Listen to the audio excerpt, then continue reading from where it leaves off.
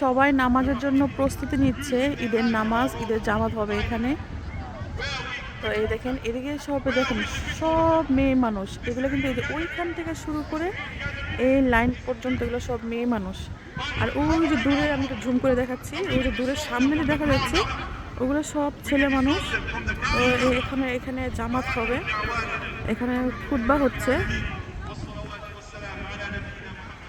তারপরে একটু পরে জামাত শুরু হয়ে যাবে। অনেক মানুষ আসতেছে এখনো, আস্তে আস্তে অনেক মানুষ আসতেছে।